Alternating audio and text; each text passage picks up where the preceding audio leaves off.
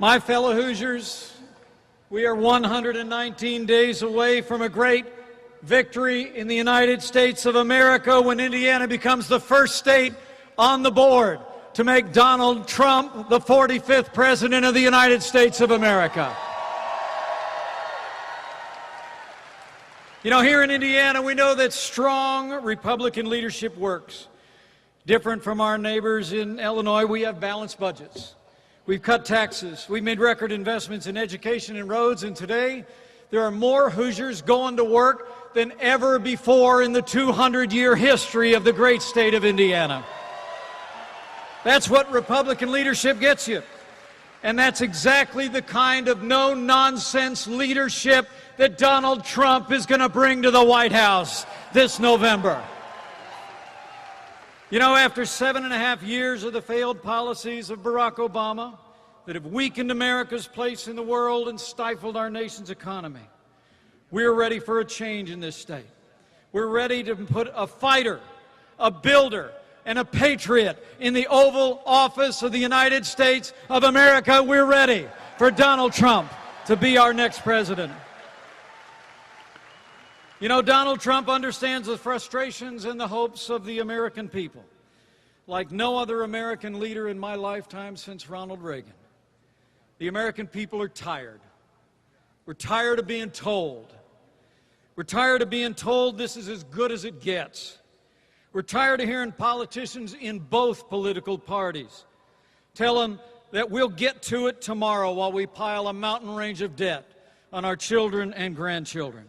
And as Ronald Reagan said so eloquently so many years ago, we're tired of being told that a little intellectual elite in a far distant capital can plan our lives better for us than we can plan them for ourselves.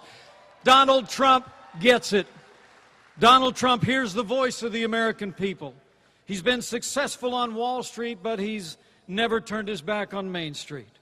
He's never forgotten or forsaken the people who work with their hands, who grow the food, build our roads and bridges, tend to our sick, teach our kids. Donald Trump knows that the boundless potential of the American people awaits, and we can make America great again.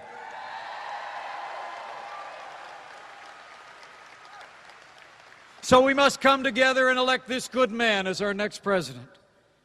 But we must elect this strong leader for one more reason. Because Hillary Clinton must never become President of the United States of America.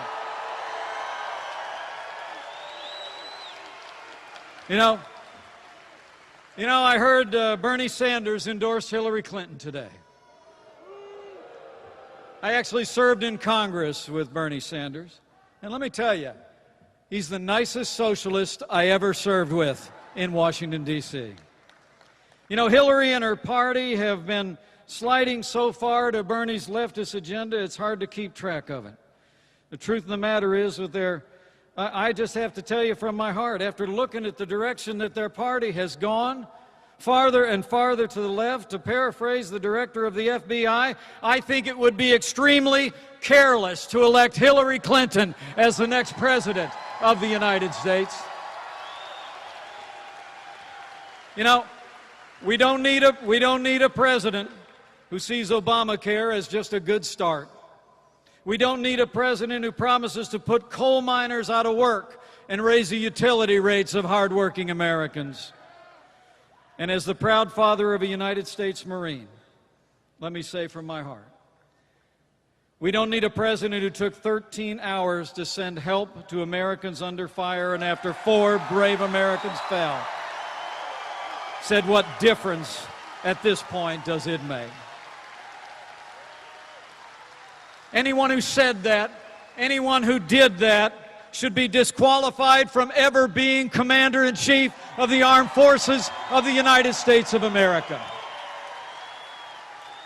So let me say, for the sake of our troops who deserve a Commander-in-Chief who will have their back, for the sake of hard-working Americans and businesses who deserve a president who will get Washington, D.C.